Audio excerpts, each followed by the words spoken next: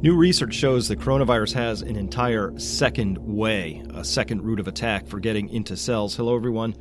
This is Dr. Chris Martenson here with your SARS-CoV-2 daily update. Hey, I had the whole weekend off, Easter weekend, and that felt really good. I desperately needed to recharge there, so glad you've taken that. I hope you had a good weekend as well, and that you got to spend some quality time with your family.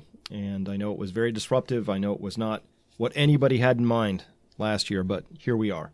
All right, let's move on very quickly to the numbers. I'm going to show two sets of numbers.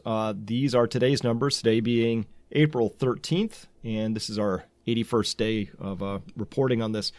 So look at this. The world is now closing in on 2 million cases. Ought to get there pretty quick. These are the April 13th cases, so these are incomplete. These are yesterday's cases to show you from the 12th what a complete day of cases looks like, with the United States clocking in with 27,000, 3, 4, nearly 3, 2.5, 5,000, and so on. So these are sort of the numbers you would expect to see after a full day.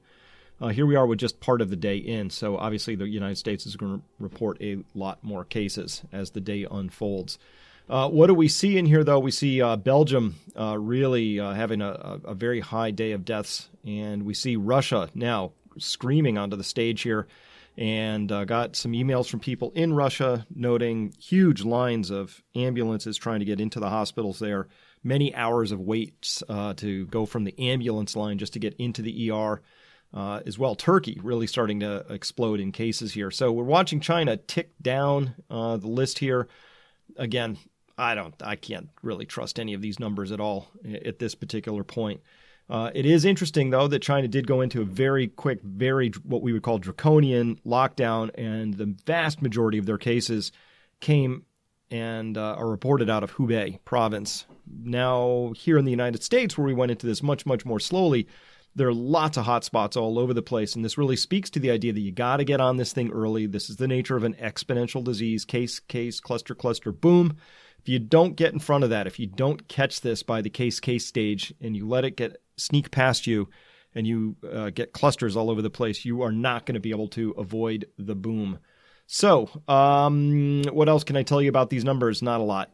Just it's exploding all over the place. This is what today's full day numbers probably will look like, and tomorrow's as well. Even though we're starting to see some of the cases flatten out a little bit, that's because of all the social distancing that's happened. And I'm really glad to see people taking it seriously, and people are starting to really get annoyed with people who are not on the curve yet and have not figured out how to provide appropriate buffering and spacing. But I'm pleased to note that in my daily interactions here in Western Massachusetts, people are starting to get it and giving 6 feet, not handing pens back and forth, and being more cautious with things like that, not shaking hands, all sorts of appropriate non-pharmaceutical interventions. Hey, in the United States, finally, the first few checks got mailed out from the IRS. When every day counts, you can count on getting your first few checks 12 days later. The CARES Act was passed on March 30th, and here in April 11th was the first electronic payments into taxpayers' bank accounts today. So if you had an electronic relationship with the IRS and you were in a very low income band, then you might have gotten one of these. But everybody else is still in waiting mode. So tons and tons of people out there already out of money, out of options, and the CARES Act is dripping a little bit of money out there. It's a case of just too little, too late. Hey, I want to point out here, we're going to look at this. This is from the UK. Let's just watch this, and then let's review it real quick. Okay, let's listen in. Listen to us. Hello? We've had a call, haven't we? Because we want to come, otherwise there might be something going on here, so Right. we need to double check. I appreciate what you're saying about social distancing. All right, let's review what we've got going on right here. They've smashed in his door. There are 4 officers here. They've broken in because they're worried that he has an unauthorized, illegal social gathering going on. Maybe he was playing his TV a little bit too loud. Somebody called the cops on him. The cops, he wouldn't answer the door and open the door for them. Why? Why not? Well, let's review here. Possibly because... oh, wait, let me see if I can get this back here. Possibly because... I got to go forward just a tiny bit here. I appreciate what you're saying. Nobody's wearing a mask. Nobody's wearing any gloves. They've just smashed their way in here, and he's very upset with this whole thing. So I'm giving you distance. Yeah, fuck off.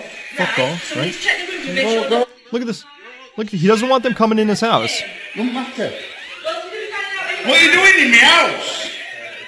What are you doing in my house? I have just explained to you. What are you doing in my I've house? just explained to you why we're here. We've had a call, there's a disturbance. That's Look at that. She's touching the door right there. So they've come in. They're speaking loudly, so they're just spraying particles all over the place. They have no face masks on. They have no gloves on.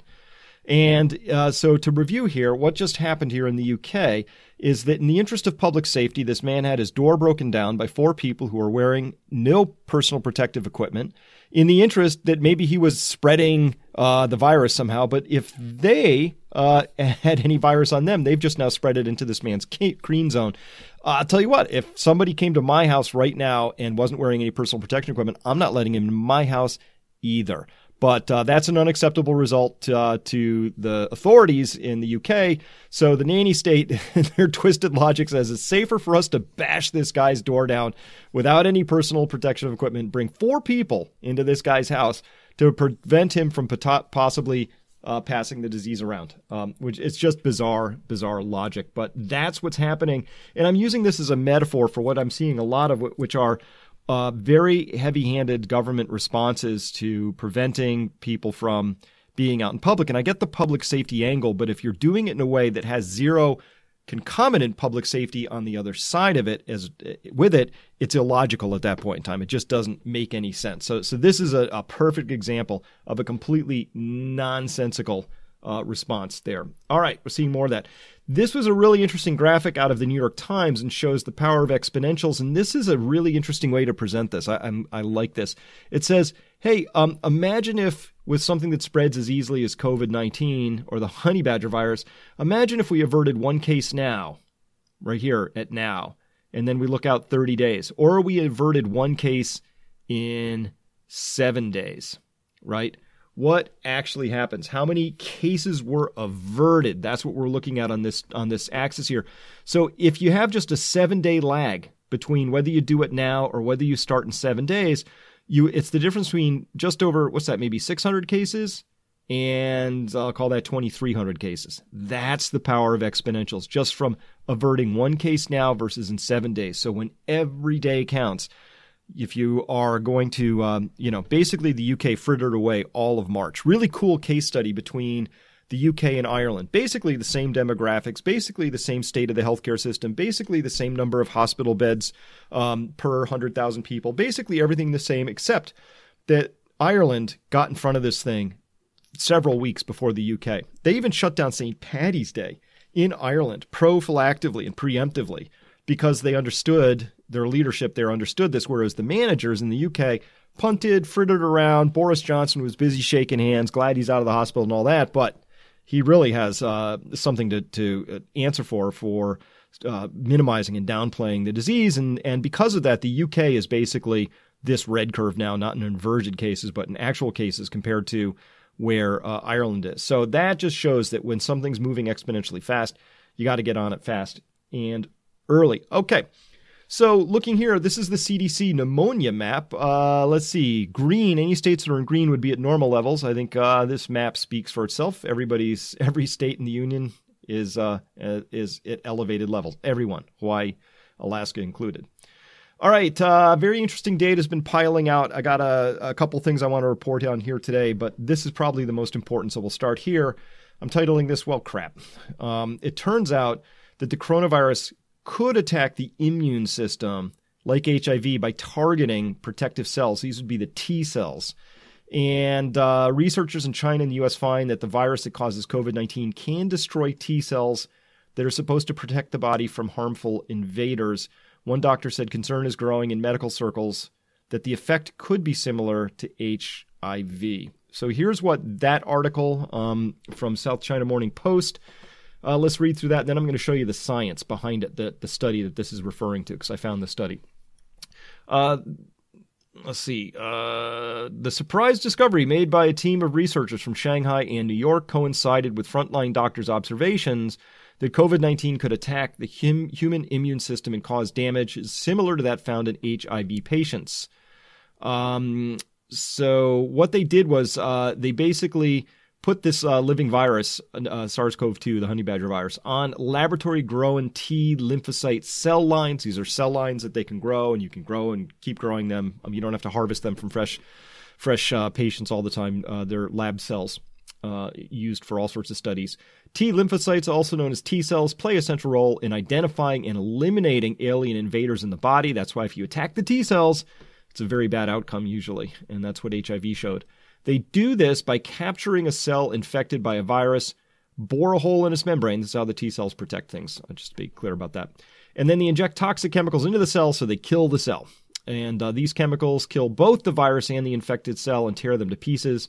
To the surprise of the scientists, the T cell became a prey to the coronavirus in their experiment.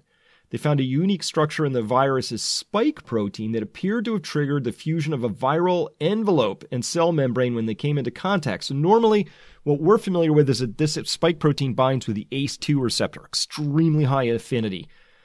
It looks like it might be binding to a second receptor. That's where I put the crap up there. All right, let's take a look at the science really quickly. So here's the T cell attack. So this is SARS-CoV-2 in blue, and this is classic SARS. So this is SARS itself, and then this is a control, a mock here. And so this is on a cell line that expresses the ACE2 receptor, and both of them bound. SARS-CoV-2 was a little bit better. It had an infection ability that exceeded that of SARS itself. Maybe not significantly so, but certainly a little bit higher. Here we're seeing that SARS-CoV-2 on this other cell line, also infecting that. But here's a cell line, the HeLa cells, which I worked on in my days. It doesn't have any ACE2 receptors, and it doesn't have any of these other receptors we're going to talk about in a minute. Look, there's no infection there. So that's sort of a control for you that says, we know this thing doesn't have anything that these two can bind to, and they don't get in. So now let's look at two of these T cell lines, MT2 and the A3.01 cell line. So this is the normal ACE2 cell here that we were looking at in this first graph over here.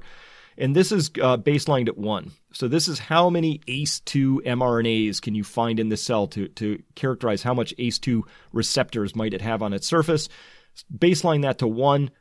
Notice there's a break here. There's a break here. And we have to go all the way down. The amount of mRNA they found was so small as to almost, you might call it a negative finding, but it was at 0.00007.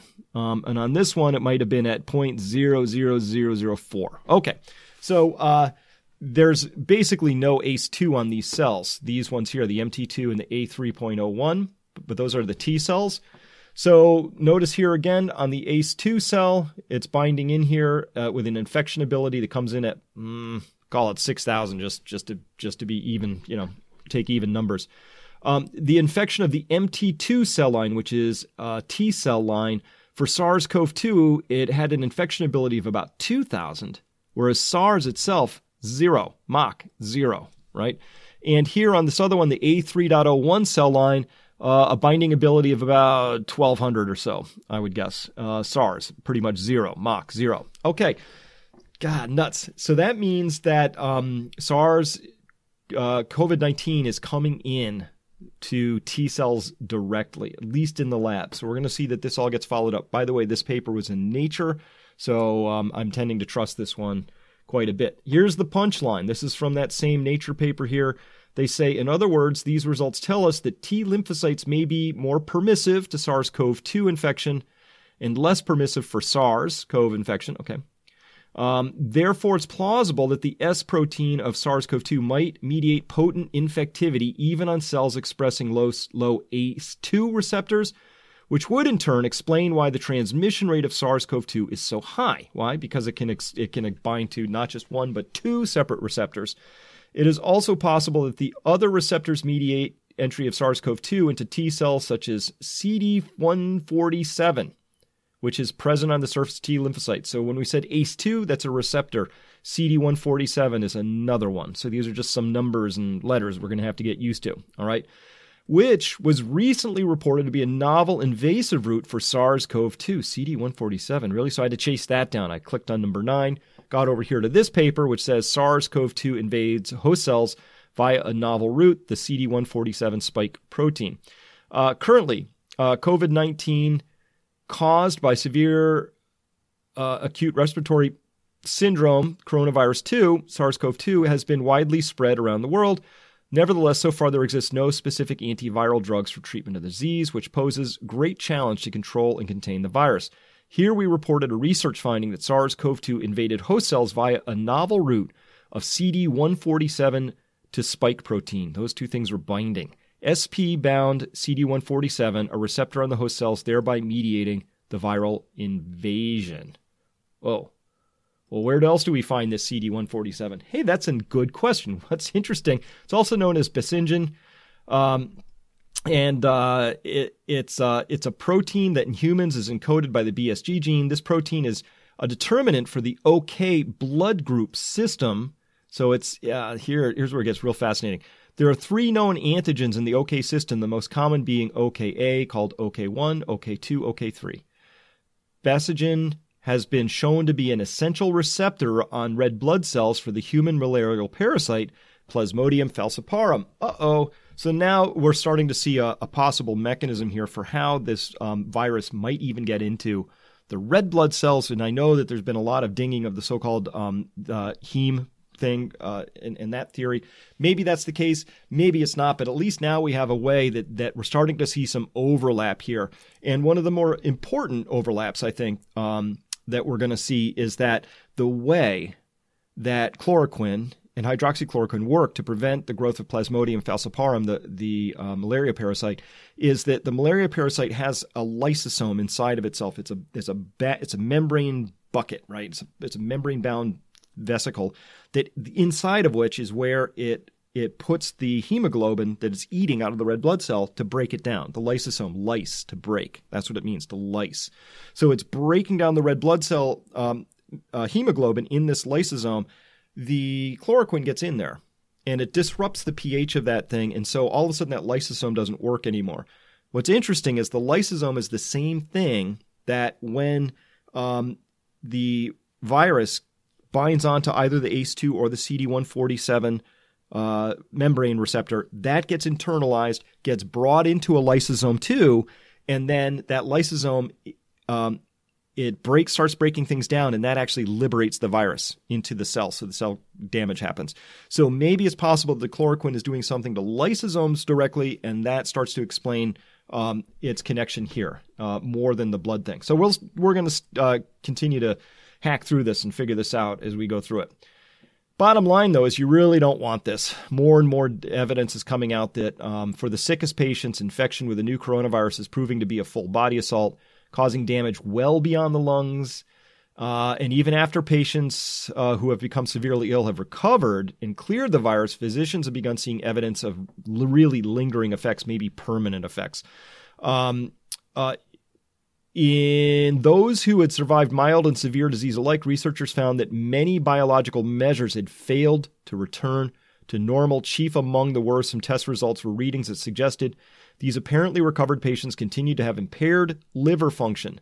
And that was the case even after 2 tests for the virus had come back negative and the patients were cleared to be discharged, so liver impacts. At the same time, as cardiologists are contending with the immediate effects of COVID-19 on the heart, they're asking how much of the damage could be long-lasting. In an early study of COVID-19 patients in China, heart failure was seen in nearly 12% of those who survived, including in some who had shown no signs of respiratory distress. Very troubling, and we're going to have to keep an eye out for that. Remember, as we push forward on this, the economic impacts are really just starting. They're going to be quite profound. Let me just reiterate my call here for you to plant a garden. I think this is going to be really important as the year goes on for all sorts of reasons. Quality of life, quality of food, something to do, a pleasant pastime, but maybe also food security and having access to fresh vegetables. Conclusions for today. These draconian governmental responses are quite concerning. Civil liberties are very easy to take away, it seems, and very hard to get back. That's been our experience through the last 20 or 30 years. The economic stimulus, though, by the United States, just a case study and too little, too late at this point in time. There's really no way to turn that ship around, I don't believe. So lots of economic disruption coming. COVID-19, God, this is really disappointing. Attacks both the ACE2 and, whoops, I was supposed to say CD147. I think that's all caps. That's secret all caps for 147 there. Receptor. Are there any others? We don't know yet, but if it's attacking the white blood cells, the T cells in particular directly, that's a really nasty finding. Explains a lot.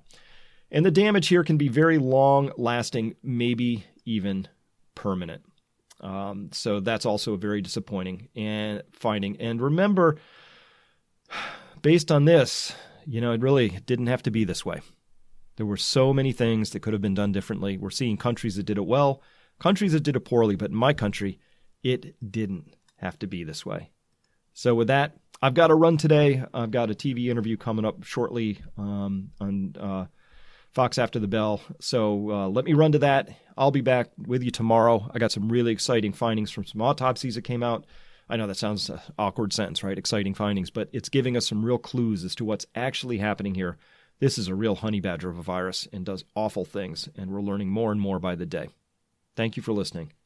Talk to you tomorrow. Hi folks, Adam Taggart here. Chris Martinson and I are the co-founders of Peak Prosperity. If you want to get alerted whenever we release a new video from Chris, just click the red subscribe button right beneath the YouTube video player. Once you've done that, a little bell icon will appear right next to it. Click on that bell. It looks like this. And that's it. The next time we publish a video from Chris, you'll immediately receive a notification from YouTube. Thanks for watching our videos.